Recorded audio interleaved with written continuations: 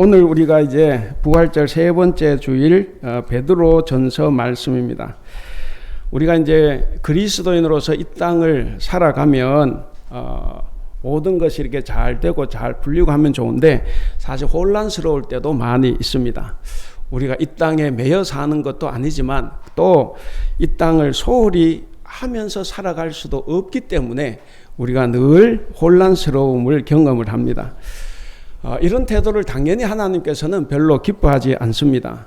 그렇다고 해서 우리가 하나님께만 마음을 두고 사는 것도 사실 쉽지가 않습니다. 그러다 보니 하나님께 불평도 나오고 또 원망이 생기기도 합니다. 여러분, 우리의 삶이 하늘로 가는 여행길이 되기 위해서는 반드시 우리에게 하나님의 말씀이 필요합니다.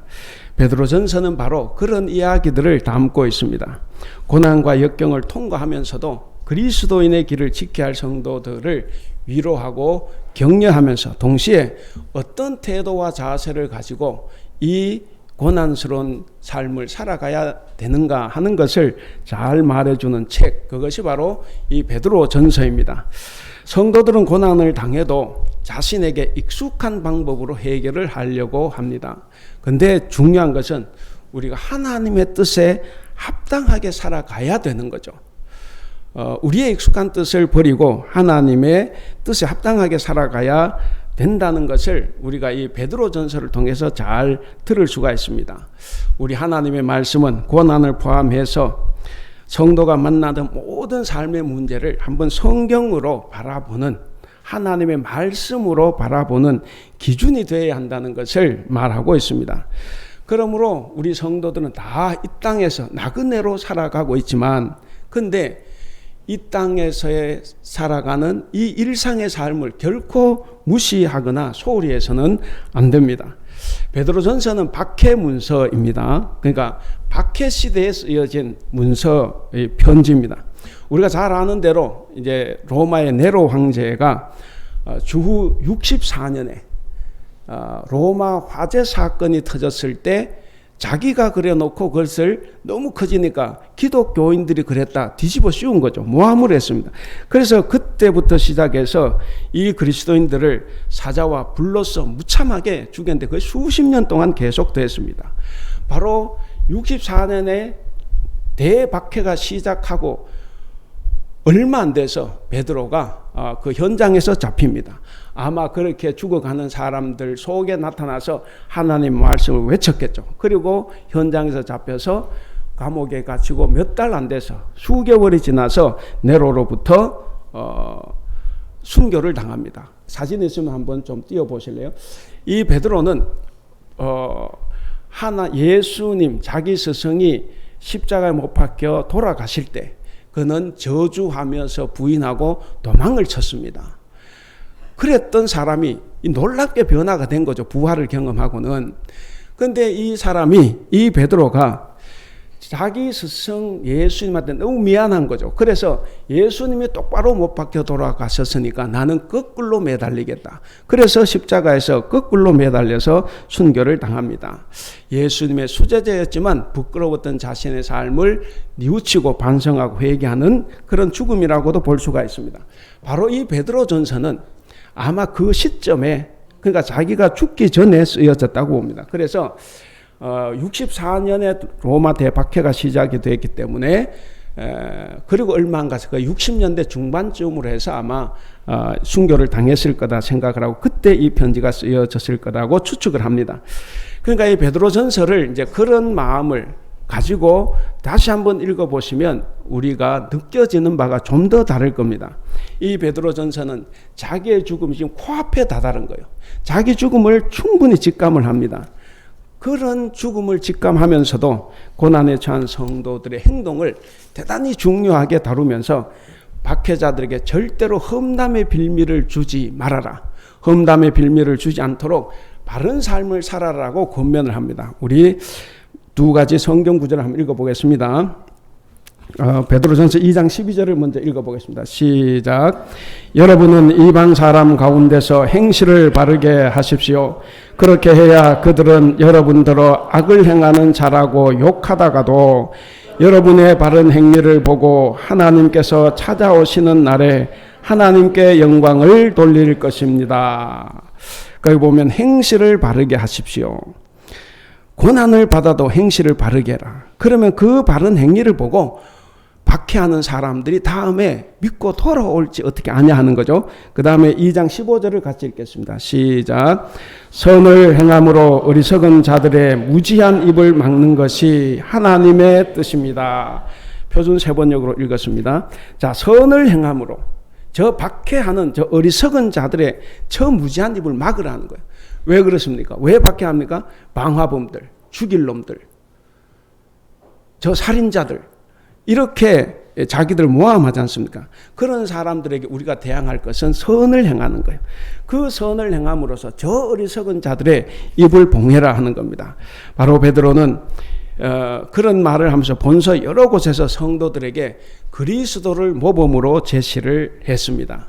그래서 시련을 당할 때마다 너희가 기억하고 생각하고 되새겨야 되는 것은 그리스도의 고난에 참여하는 것으로 생각을 하고, 그리고 굳건한 믿음으로 기쁨으로 그 고난을 받아들여라 라고 권면을 하는 겁니다. 이처럼 베드로전서는 고난을 포함해서 성도의 모든 삶의 영역에서 성도들이 어떻게 살아가야 하는가를 이 베드로는 죽음을 앞두고 이 박해 중에서 이 서신서를 썼습니다. 자, 그래서 오늘 본문에서 베드로는 나그네로 살아가는 성도들이 어떻게 살아가야 되는가, 특별히 고난 가운데서, 환난 가운데서 어떻게 살아가야 되는가 하는 것, 거기에 대해서 몇 가지를 교훈을 했습니다. 우리가 다 살펴볼 수는 없지만 몇 가지 교훈을 살펴보면서 우리가 함께 은혜를 나누기를 바랍니다. 자, 먼저 첫째는 하나님은 사람을 외모로 보지 않고 행위대로 심판하시는 분이다 라는 사실입니다.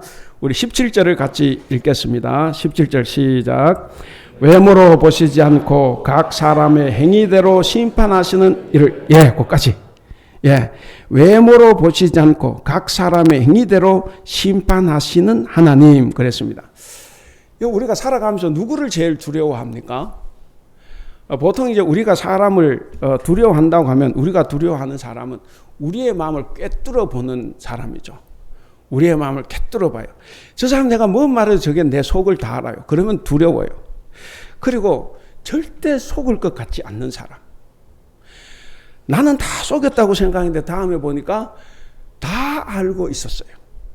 그래서 우리가 두려운 사람 누구냐면 우리 마음을 꿰뚫어 보고, 그리고 우리가 어떤 거짓말을 쳐도 쏘가 넘어갈 것 같지 않은 사람. 바로 그분이 누구냐? 하나님이십니다. 하나님은 바로 그런 분이십니다. 그러므로 우리는 외모를 보지 않고 우리의 중심을 보시는 하나님께 진심으로 순종하며 살아갈 수밖에 없습니다. 하나님은 우리에게 절대로 쏘가 넘어가지 않습니다. 하나님은 우리의 마음을 다 속속들이 꿰뚫어 보고 계십니다. 그렇기 때문에 우리는 하나님께 복종하고 순종해야 됩니다. 그래서 우리의 언행, 말과 삶이 다 거룩해야 합니다. 자, 근데 거기 보시면 하나님은 외모로 보지 않고 행위대로 심판하신다라고 하셨는데, 외모와 행위가 뭐가 달라요? 대답하라는 건 아니에요. 외모와 행위가 뭐가 다른가? 자, 여기 보면 행위를 본다 이렇게 말했는데, 행위를 본다는 말은 그 사람, 어떤 사람의 모든 행동을 통해서 기본적인 자세를 본다는 거예요. 행위를 잘 보면 저 사람의 기본적인 마음 자세, 어떤 것을 볼 수 있다는 거죠. 그러니까 성경으로 다시 말하면 중심을 본다 하는 이야기입니다. 이에 반해서 외모는 기본 자세나 중심이 아니라 겉으로 드러난 행동이나 모습입니다. 그러니까 겉모습이에요. 그러니까 사랑하라고 하니까 그냥 사랑하는 거죠. 거룩하라고 하니까 그냥 거룩하게 사는데, 우리가 진짜 거룩하다, 우리가 그렇다고 하면 우리가 그렇게 살면 안 되죠. 거룩하게 보이는 행동만 하거나 혹은 거룩한 사람의 모습과 거룩하다는 어떤 그 말을 듣고 싶어서 거룩하게 사는 척 하는 거죠. 그러다 보니까 이런 사람들이 이제 우리 우리 교회도 마찬가지고 공동체에 이런 사람들이 있으면 진정한 섬김보다는 오히려 혼란만 더 가중합니다. 그래서 교회에서도 우리가 늘 하나님 예수님 좀 섬기자고 하지만 어떤 섬김보다는 교회의 직분, 어떤 자리 그런 것을 탐하게 되고, 그리고 잘못된 일은 다 숨기고 하지도 않은 일을 내가 했다라고 이렇게 자랑하는 이런 일들도 우리는 볼 수가 있습니다. 여러분, 하나님께서 외모를 보시지 않는다는 것은 편견 없이 공정하게 심판하신다라고 하는 뜻입니다. 여러분, 편견 없이 공정하게 심판하고 판단한다. 이게 얼마나 큰 복인지 몰라요. 우리 사회에서 여러분 재판을 받을 때 공정하게 편견 없이 판단을 잘 받을 수 있습니까? 내가 힘이 없으면 절대로 그럴 수가 없어요. 다 힘있고 돈이 있으면 그 재판의 결과도 다 뒤바꿀 수 있어요. 그게 우리 사회의 모습입니다. 그런데 하나님은 어떤 분이냐? 그런 인간이 아니에요. 편견 없이 공정하게 판단하시고 심판하시는 분입니다. 사람들은 편견과 차별로 사람을 판단합니다. 그러나 하나님은 결코 그렇지 않습니다. 악을 숨기고 겉을 아무리 선하게 치장을 해도 하나님은 결코 쏘가 넘어가지 않고 그것을 다 아십니다. 그렇다면 행위대로 심판하신다라는 것의 의미는 뭐겠습니까? 야고보서를 보면 야고보가 이런 말을 했어요. 믿음은 행함과 함께 일하고 행함은 믿음으로 온전케 된다. 이렇게 말을 했습니다. 여러분, 사람의 눈을 속이는 이 거짓된 행위를 하나님께서는 모를 리가 없다는 거죠. 그래서 선한 마음을 가진 사람은 선한 일을 하게 되어 있습니다. 악한 마음을 가지고 있으면 악한 일을 하게 되는 거예요.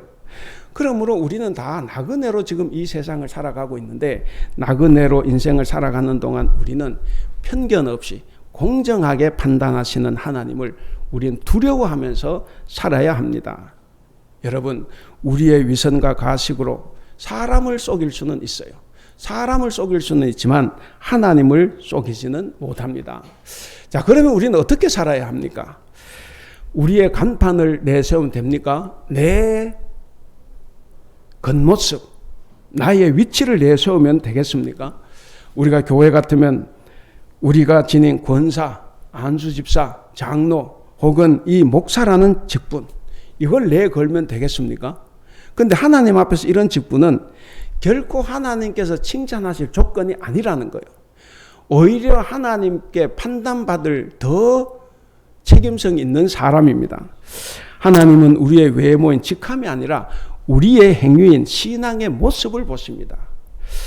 자, 그러니까 우리가 살아가면서 하나님 앞에서 꼭 조심해야 될 말이 있어요.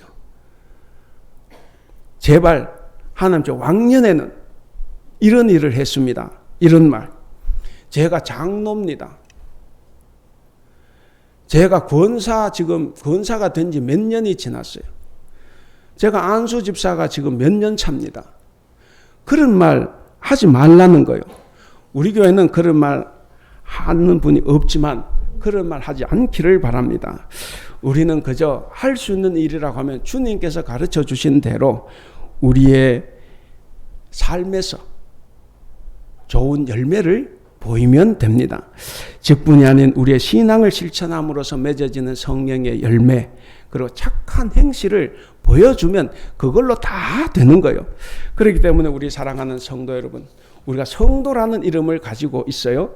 우리가 거룩하기 때문에 거룩한 물이라는 이름을 가진 게 아니라 우리가 거룩하신 하나님을 믿고 있기 때문에 우리가 거룩한 물이 성도라는 이름을 갖게 된 겁니다. 자, 그러면 내가 사는 모습이 곧 하나님을 드러내는 거예요. 그럼 이 성도라는 이름에 걸맞는 내면과 행위를 우린 다 가지고 있어야 합니다. 우리가 행위에 흠이 없다고 해서 거기에 안주하고 행위에 문제가 없다고 해서 거룩한 척하면 안 됩니다. 우리의 내면도 진리에 순종하고 있는지 늘 살펴봐야 합니다. 그리고 진리의 말씀을 우리 마음 깊은 곳까지 비추어 봐야 합니다. 우리가 늘 거울을 보고 나를 비추어 보듯이 진리의 말씀으로 우리의 내면을 한번 비추어 봐야 합니다. 그러다가 혹 불순종한 것이고 잘못된 것이 있다고 하면 우리는 그 부분을 도려내고 돌이켜서 하나님께로 돌아와야 합니다. 이것이 우리가 교회에 나오는 목적이에요. 성경을 읽는 목적입니다. 그렇게 사는 것이 하나님의 자녀답게 사는 길입니다.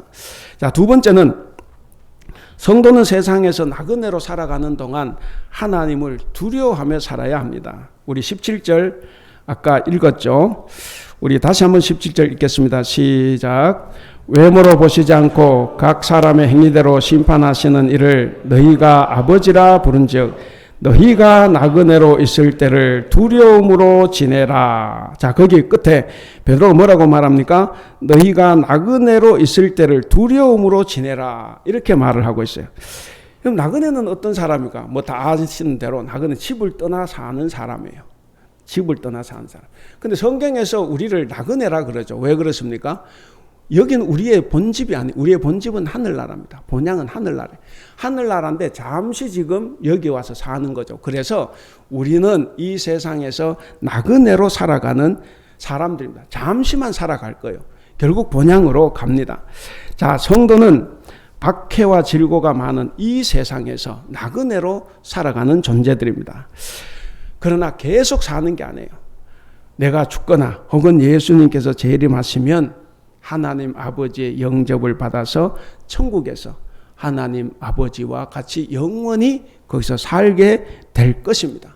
우리는 그것을 기대하기 때문에 이 세상에서의 환난과 고통 중에서도 우리는 희망을 보며 살아가고 있는 겁니다.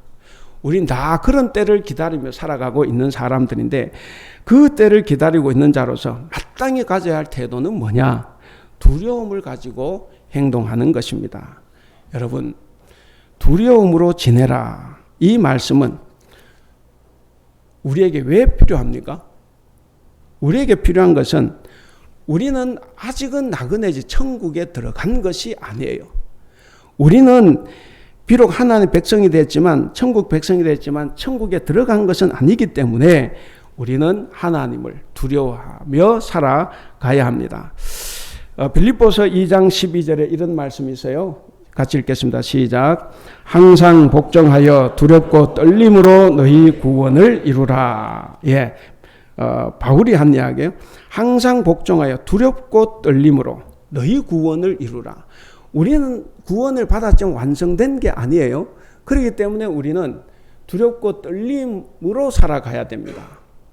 그래서 시편 2편 11절에도 하나님 앞에서 떨며 즐거워하라 그러죠. 떨며 즐거워하라. 두려워하면서 즐거워하라는 거예요. 우리는 하나님의 사랑만 생각해서 그저 즐거워만 하고 그렇게 되는데 그게 아니에요. 하나님은 공의로우신 분입니다. 그렇기 때문에 우리가 잘못되었을 때 우리를 벌하시는 분이에요. 그래서 공의로우신 분을 생각하면 우리는 두려워할 줄도 알아야 됩니다. 자, 그렇다면 천국에 이미 들어갔다고 생각하고 자기 삶을 바꿀 생각을 하지 않는 사람 왜 그렇습니까? 그런 사람들은 왜 그렇게 살아가겠습니까? 저는 몰라요. 아마 그럴 겁니다. 남에게 보이려고 했던 자기의 행동이나 또 자기의 업적이나 자기의 직분이나 이런 외모들을 보면 나는 천국 백성이다 라고 착각을 하는 거죠. 어느 누구도 거기에 대해서 자신할 수 없어요. 왜? 하나님만 아시기 때문에. 그저 나는 하나님 말씀대로 최선을 다해 살아갈 뿐입니다. 자, 근데 그런 사람들은 착각을 하는 거죠. 근데 반대로 중심과 기본 자세를 늘 점검하며 살아가는 사람은 끝까지 조심합니다. 내가 죽을 때까지 하나님 앞에서 조심하며 두려워하며 살아갑니다. 우리 고린도전서 9장 27절 말씀 같이 읽겠습니다. 시작. 내가 내 몸을 쳐 복종하게 함은 내가 남에게 전파한 후에 자신이 도리어 버림을 당할까 두려워함이로다. 바울도 그렇게 이야기합니다. 바울도 내가 지금 선교하고 전도하고 다니지만 근데 내가 나를 끊임없이 내 몸을 치고 복종시키는 것은 다음에 내가 버림을 당할까 봐. 나는 천국에 못 갈까 봐.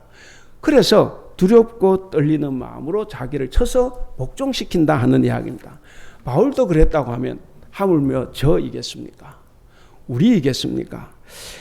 그런데 성경을 보면 자기들의 외모를 보고 끝까지 착각하는 사람들이 있어요. 나는 하나님의 완전한 백성이다 생각하는 사람들인데 누구겠습니까? 신약 성경에 바로 바리새인들이에요.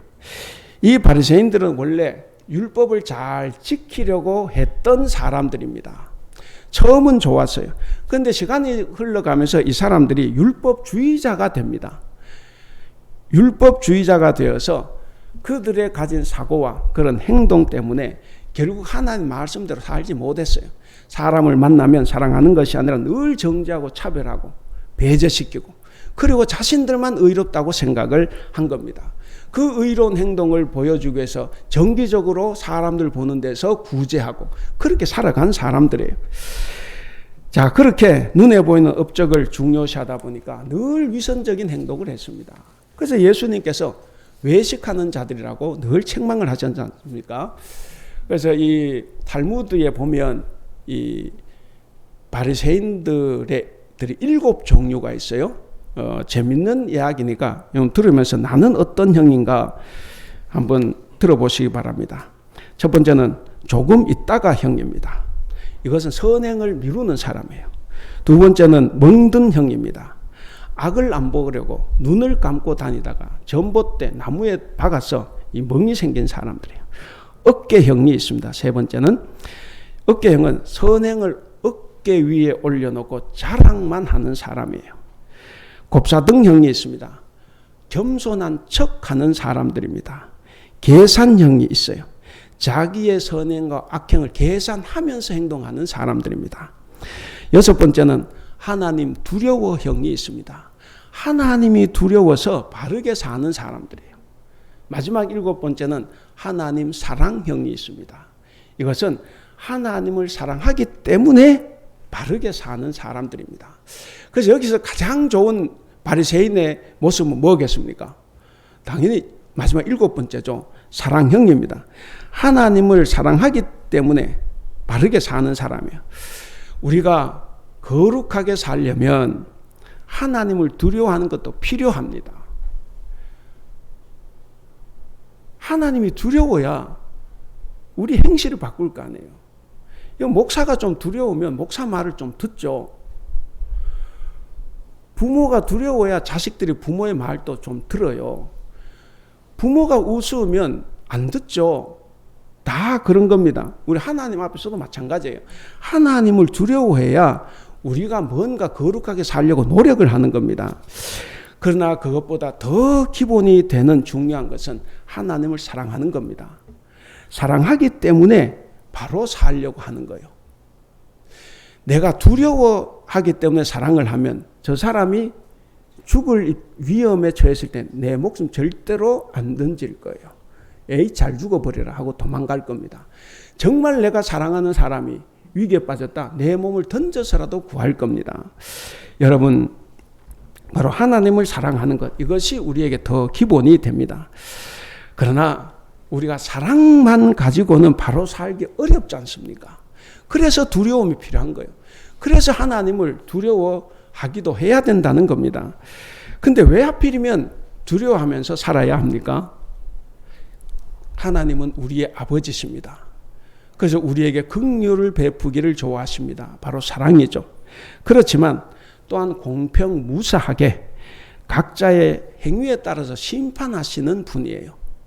우리 행위에 따라 심판하시기 때문에 우리가 악을 행하면 하나님은 진노하십니다. 하나님은 분노하시고 심판하십니다. 그러므로 우리는 언제나 악을 미워하고 분노하신 이 하나님의 성격을 잘 알아야 됩니다. 이런 말이면 부담스러워하지 마세요. 내가 모르는 것보다 아는 것이 훨씬 더 낫습니다. 이것을 알고 혹시라도 나의 행동, 우리의 행동이 악하고 죄스러워서 하나님께 진노를 받지 않을까 두려워해야 됩니다. 그 마음을 가질 때 우리는 바르게 살아갈 수 있습니다. 죄의 불의에 대한 하나님의 진노를 두려워하는 마음이 없다고 하면 우리는 곧 타락하고 방종에 빠지고 말 겁니다. 여러분, 우리의 소망과 우리의 믿음은 다 하나님께 있습니다. 믿음과 소망을 하나님께 둔 우리 그리스도인들이라고 하면 항상 두렵고 떨리는 마음으로 하나님을 사랑하고 그리고 이웃을 사랑해야 합니다. 마지막 세 번째입니다. 진리의 말씀에 순종하는 성도. 말씀에 순종하는 성도라고 하면 늘 깨끗한 마음으로 서로 뜨겁게 사랑해야 합니다.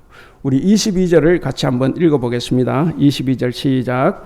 너희가 진리를 순종함으로 너희 영혼을 깨끗하게 하여 거짓이 없이 형제를 사랑하기에 이르렀으니 마음으로 뜨겁게 서로 사랑하라. 자, 그러면 베드로가 마음으로 뜨겁게 서로 사랑하라 그랬습니다. 근데 뜨겁게 사랑하라 그런데 그 뜨겁게 사랑하라 이 말을 하기 전에 전제 조건이 많아요. 그러니까 뜨겁게 사랑하기 위해서는 전제 조건인데 그게 뭡니까? 거기 보시면 진리를 순종함으로 너희 영혼을 깨끗하게 하여 거짓이 없어야 된다는 거죠. 뭐 따져놓고 세 가지 같아요. 진리를 순종해라, 내 영혼을 깨끗하게 해라, 거짓이 없이 해라.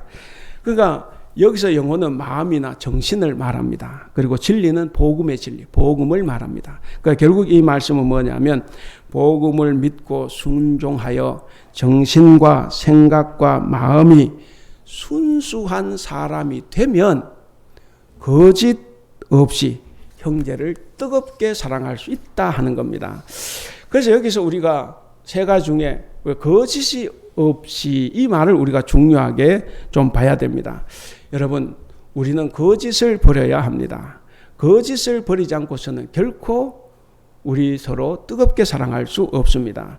거짓 없이라는 말이 원문의 뜻을 보면 위선이 없다, 꾸밈이 없다. 그래서 좀 더 나아가서 배우, 연기자가 아니다라는 뜻을 가지고 있습니다. 그러니까 배우처럼 연기하듯 사랑하지 말라는 거예요. K-드라마 엄청 떴잖아요. 제가 인도네시아 선교사로 있을 때 인도네시아 드라마 이게 도대체 뭔지를 모르겠어요. 정말 재미없거든. 너무 못 만들어. 근데 정말 우리 한국 드라마 얼마나 잘 만들어냅니까? 저는 간혹 보다가 제 아내한테도 이야기하는데 제가 진짜 감동하는 거는 어떻게 애나 어리나 남자나 여자나 우는 연기를 그렇게 잘합니까? 다 진짜 우는 것 같아. 근데 외국 드라마 보면 그런 거 잘 모르겠어요. 근데 우리는 정말 애들도 어떻게 그렇게 잘 우는지 하여간에 진짜 같아. 저 절대로 드라마 보고 울지 않는데 살짝 눈물 흘릴 뻔한 적도 있어요. 그러니까 이게 정말 연기를 잘하는 겁니다. 여러분, 근데 연기는 연기일 뿐입니다. 성경은 이런 연기 없이 사랑을 하라는 거예요. 연기 없이 사랑할 것을 명령하고 있습니다. 누군가를 감동시킬 목적으로 사랑하지 말라는 이야기입니다. 여러분, 거짓된 사랑은 어떤 사랑을 이야기하겠습니까? 마음으로는 사랑하지 않으면서 겉으로만 사랑하는 척 하는 거죠. 왜 사랑하는 척, 사랑하는 채 하겠습니까? 거기에 자기 이익이 관련되어 있을 겁니다. 보상과 자기 유익을 위해서 사람들은 사랑하는 척 한다고 봅니다. 거짓 사랑은 자기 이권에 따라서 사람을 차별하기도 합니다.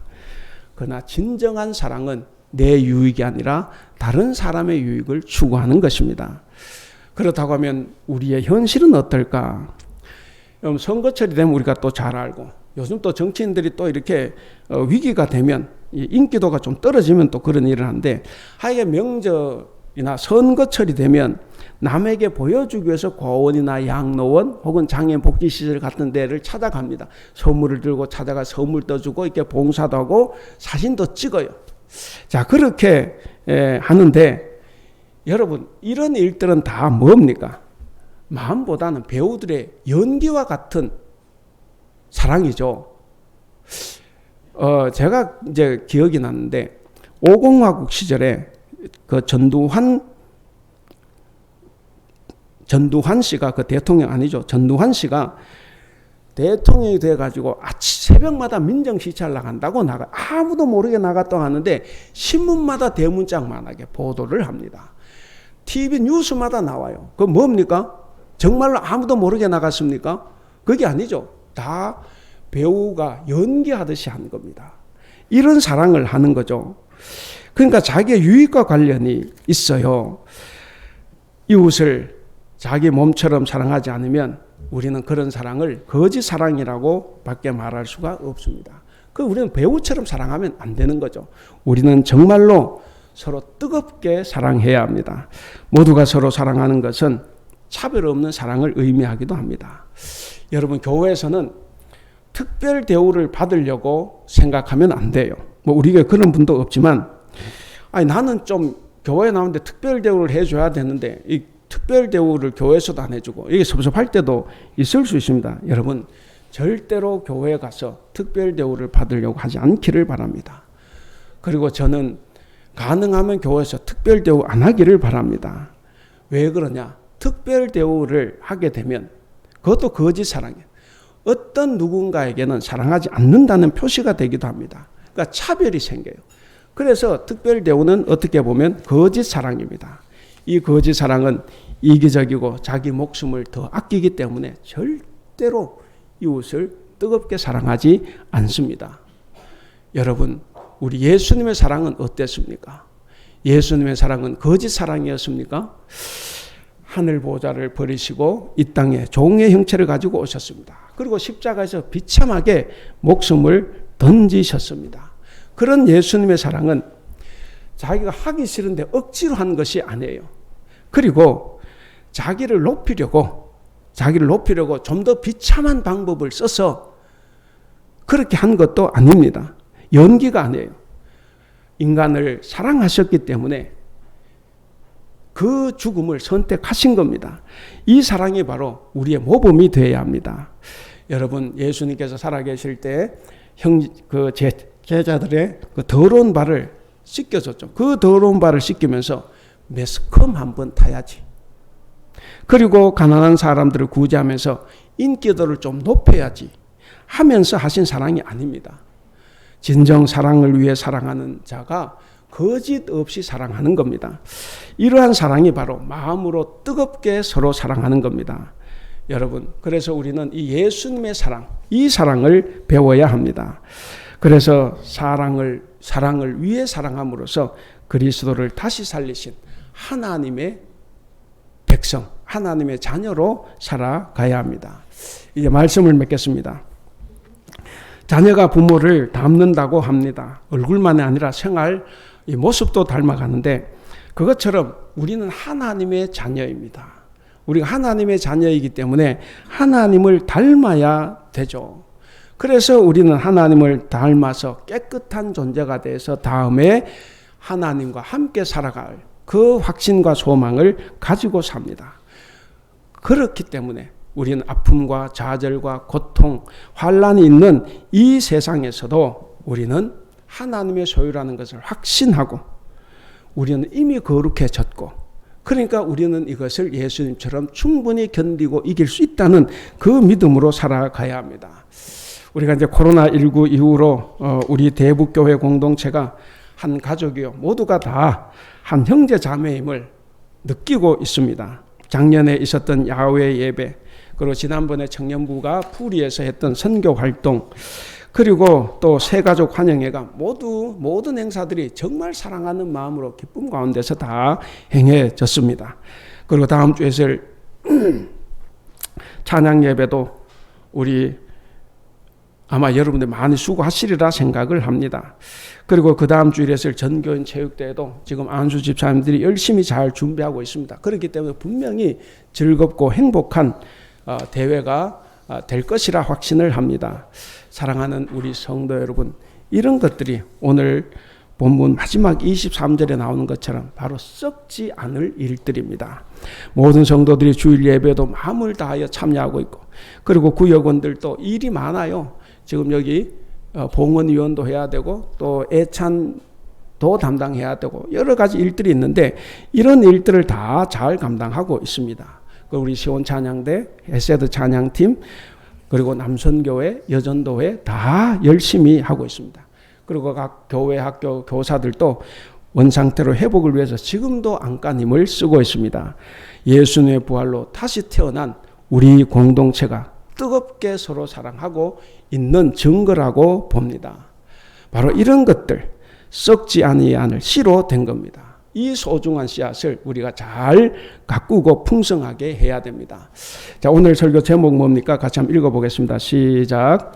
그리스도인 뜨겁게 서로 사랑하는 사람.